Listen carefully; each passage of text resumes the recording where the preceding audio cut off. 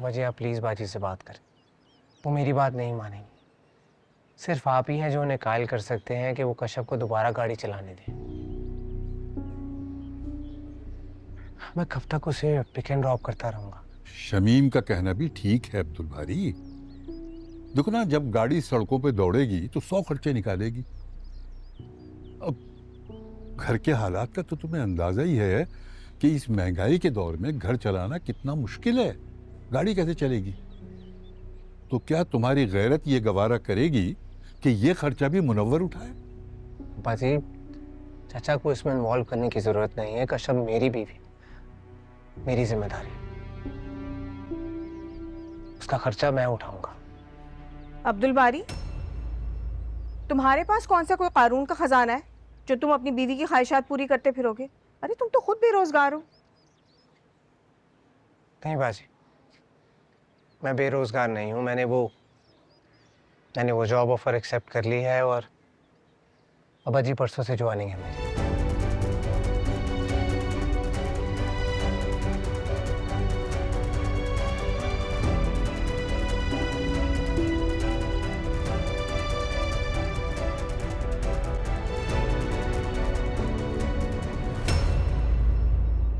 मेरे मना करने के बावजूद?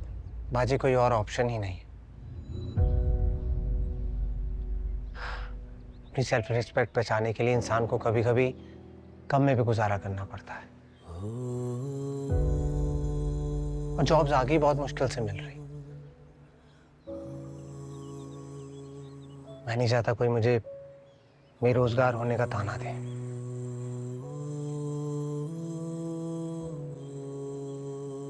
और अब मेरी जिम्मेदारी है, मेरी एक बीवी है।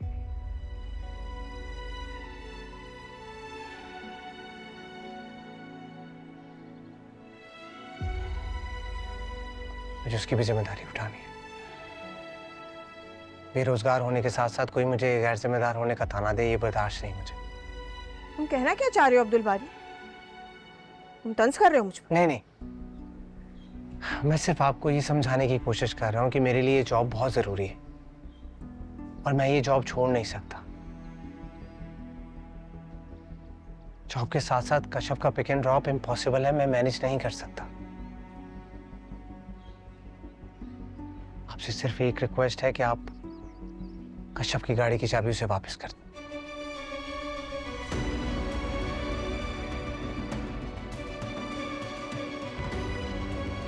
ताकि वो यूनिवर्सिटी अपनी गाड़ी पे चली जाए, पहले की तरह।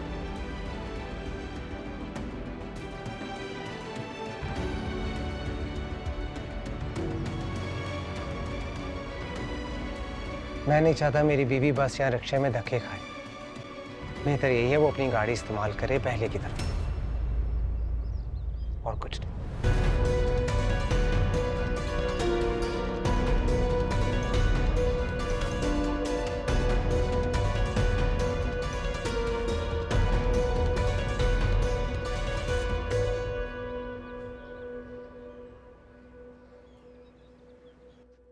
अब्दुल बारी रुको, मैंने तुम्हारा शुक्रिया अदा करना था। आज पहली बार लगा है कि इस घर में मैं अकेली नहीं हूँ, कोई है जिसे मेरा ख्याल है, मेरी परवाह है।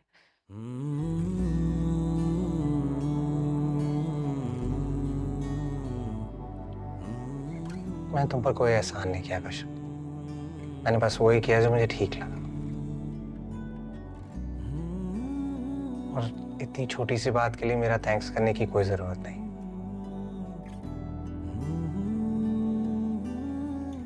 फैक्ट थैंक्स तो मुझे तुम्हारा करना था।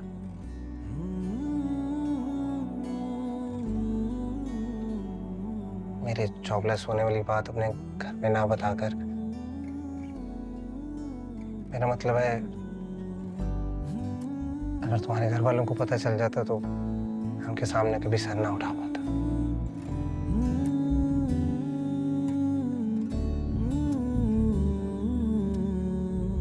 तुम्हारी किसी से कोई बात हुई है? अम्मी ने कुछ कहा है तुम्हें?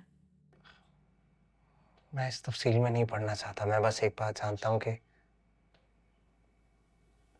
मैं बस इतना जानता हूँ कि तुम्हारे इस अमल की वजह से मेरे दिल में तुम्हारी इज्जत और बढ़ गई।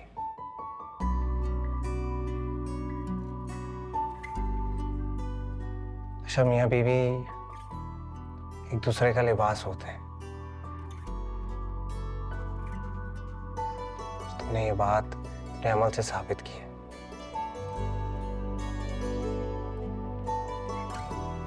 मैं और तो कुछ नहीं कर सकता, लेकिन हाँ, एक वादा करता हूं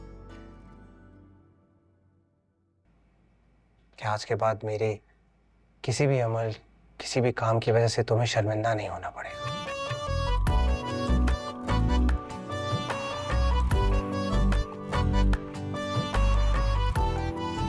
वादा है मेरा।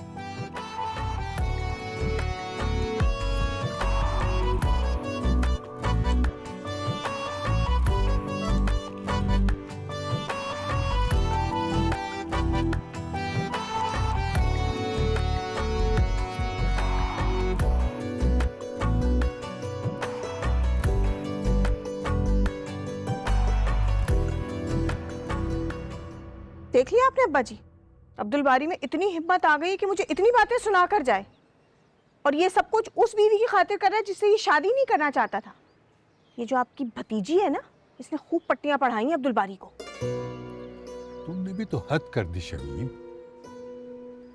अपने इकलौते भाई को उसके बेरोजगार होने का ताना दिया जाना, और वो भी उसकी बीवी के सामने। क्या बीती होगी उस पर? कशफ के सामने अगर तुम अब्दुल बारी से इस तरह बात करोगी तो कल को वो भी उसकी इज्जत नहीं करेगी, फिर तुम्हें ठीक लगेगा? देखो, अब्दुल बारी की हैसियत बदल चुकी है शमीम। अब वो सिर्फ तुम्हारा छोटा भाई नहीं रहा, अब वो किसी का शौहर भी है।